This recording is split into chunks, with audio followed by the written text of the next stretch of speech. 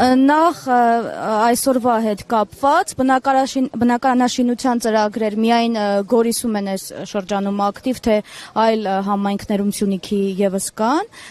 եւ արցախցիներ կրկին ներառված են սոցիալական ծրագրերում։ Ամենաակտիվը Գորիսն է, շուրջ 3-4 տարի առաջ սկսել ենք մասնակցել տարբեր բնակարանաշինության ծրագրերին։ Գորիսը ամենաակտիվն է համայնքային մակարդակում իրականացվող ծրագրերին եւ գործընկերային ծրագրերին,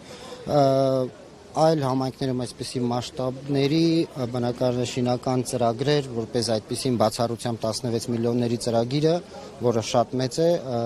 ինձ հայտնի չէ։ Իսկ Մարսպետի գավաթ միայն Սյունիքում էր, թե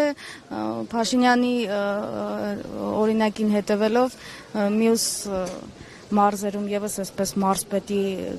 գավաթ առաջնություն կա։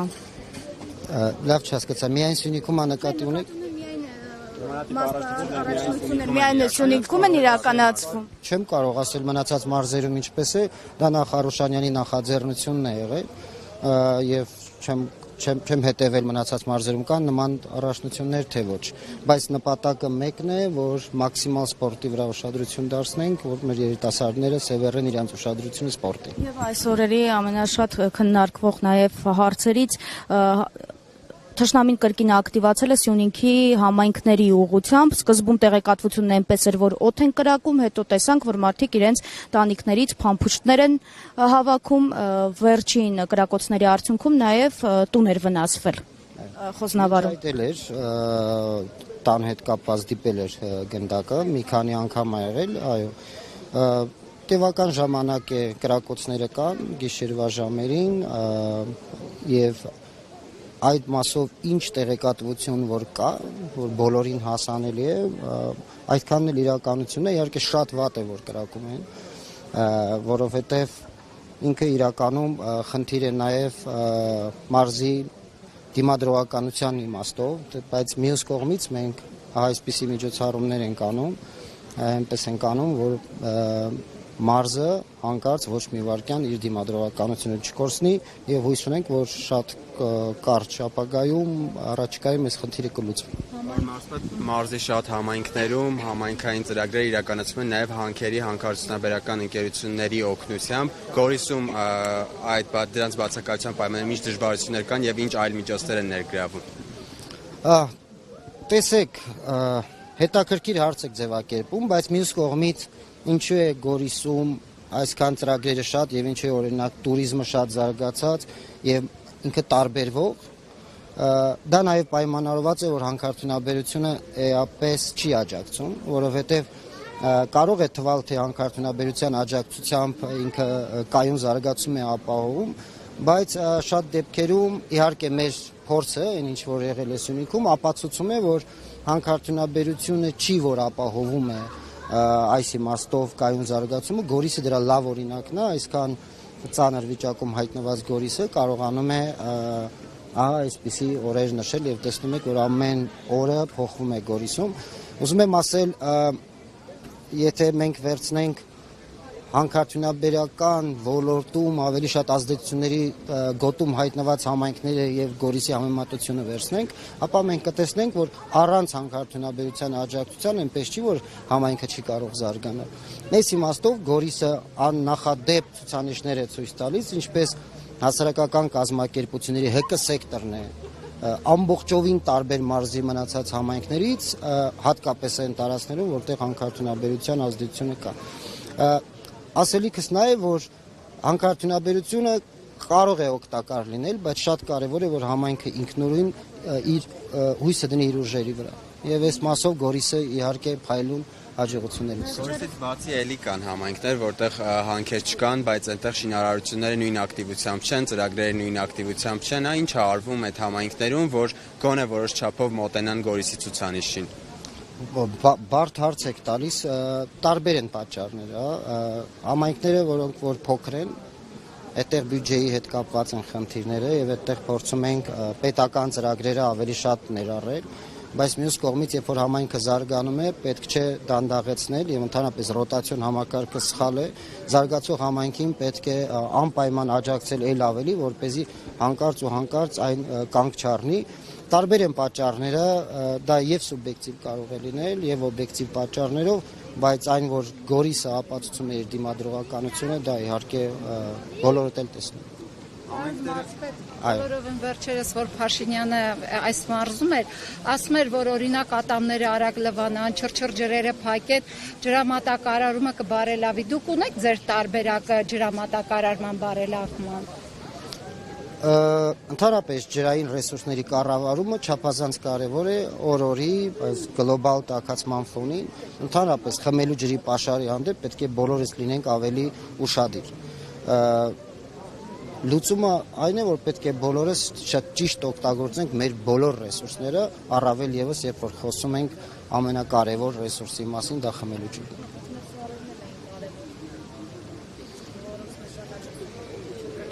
Անիջան Սյունիքի ու այսօրվա համատեքստում բան կա, որ հարցեր ունեք։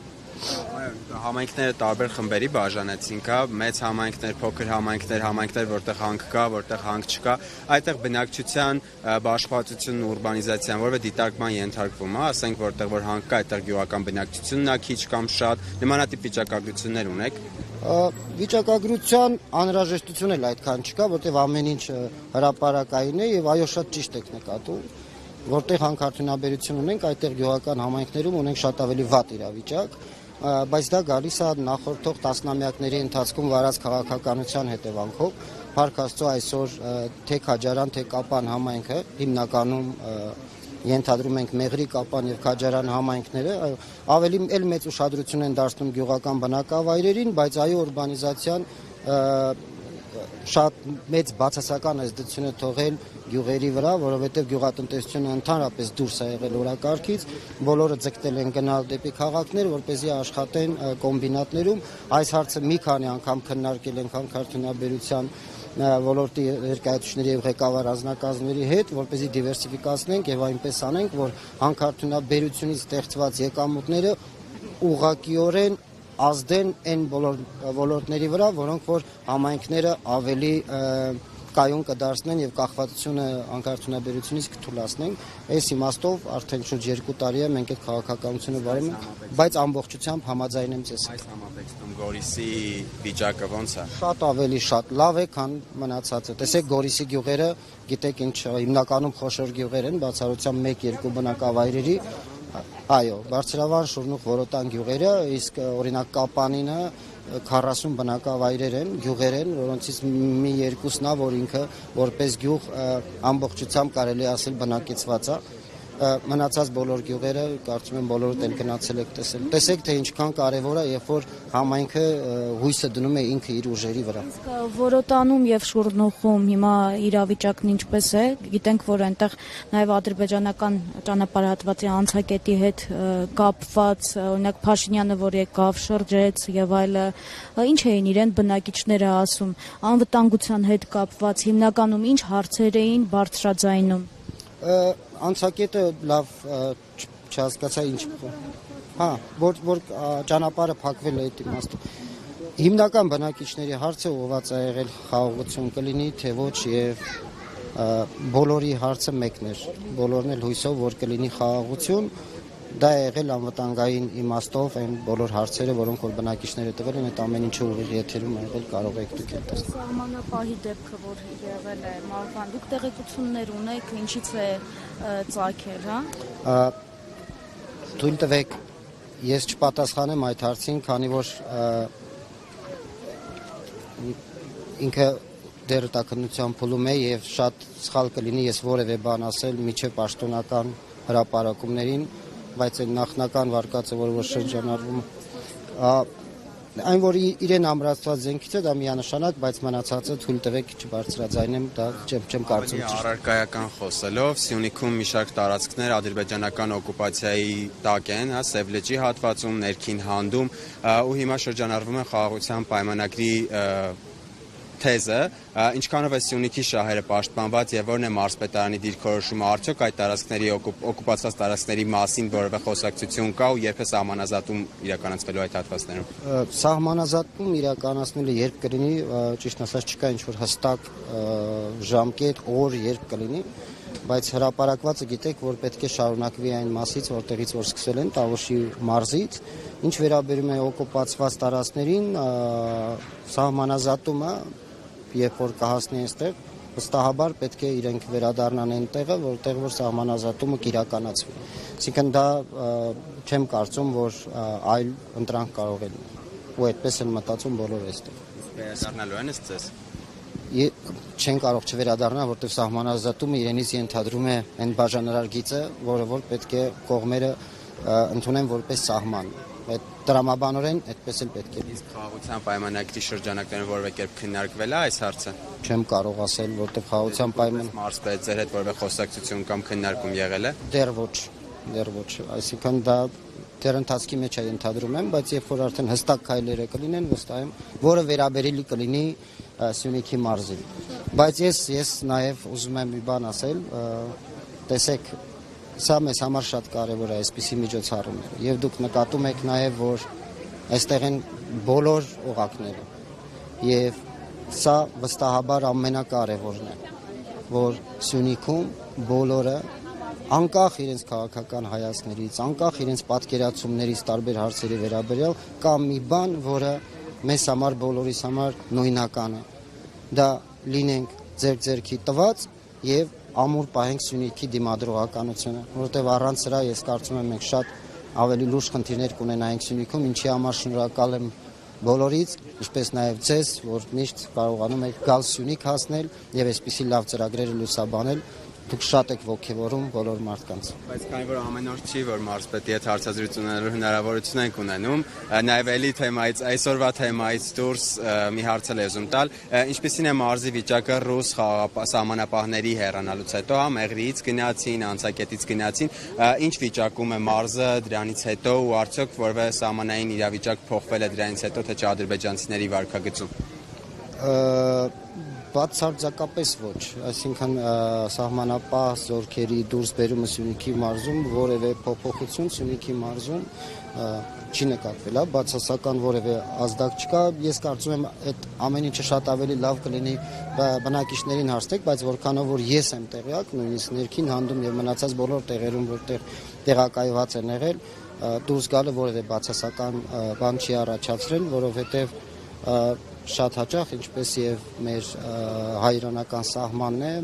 մեր հայ սահմանապահներն են իրականացնում այդ ծառայությունը եւ կարծում եմ այդտեղ որևէ դժգոհություն հայը չունի եւ նորմալ է որ չունի։ ԵՄ դիտորդների հետ կապված, օրինակ Խոզնավար, Խնածախ այդ հատվածներում, երբ որ կրակոցներ էին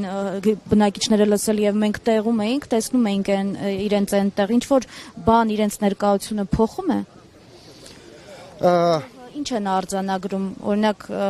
ես չեմ տեսել ուղիղ արձանագրում, զեկույցներն էլ չեն ներկայացնում նաև նախորդ իրենց աշխատանքի, որ հասկանան։ Դուք պատասխանեցիք արդեն ձեր հարցին, այն որ իրենք տեղում են եւ արձանագրում են ամեն ինչ, դա բոլորն են տեսնում։ Ես հենց այդպես էլ կարծում եմ, որ առաքելության նպատակը նա է, ինչ որ կա արձանագրել եւ փոխանցել իրենց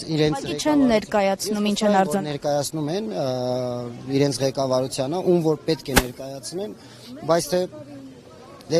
դա չպետք է անի դիտորդական առաքելությունը, ենթադրում եմ այդ երկրների ղեկավարների մակարդակով պետք է արվի։ Մենք շատ քիչ առիթներով ենք հանդիպում, որտեղ իրենց առաքելությունն են անում եւ մենք այս իմաստով որևէ միջամտություն կամ նույնիսկ համագործակցություն կա, բայց ինքը շատ եզակի դեպքեր են լինում, որտեղ մարդիկ իրենք հստակ առաքելությամբ են այստեղ, բայց այն որ իրենք ամեն օր գնում են եւ տեղում այդ ամեն ինչը փաստագրում են, միանշանակ է եւ վստահաբար եթե փաստագրում են, ուրեմն ինչ որ այո շուտով մեկ այլ առիթով կգաք Գորիս եւ միտումը կտեսնեք, թե ինչ միտում ուներ հաճախակի Գորիս գալը Ֆրանսիայի դեսպանին։ Իդեպ Գորիսը գիտեք ֆրանկաֆոն քաղաք է, նաեւ Գորիս-Վիեն համագործակցությունը։ Այո, դե բնականաբար սովորաբար դեսպանները չեն կարող երկրի մի մարզի հետ լավ լինել, մյուսի հետ վատ։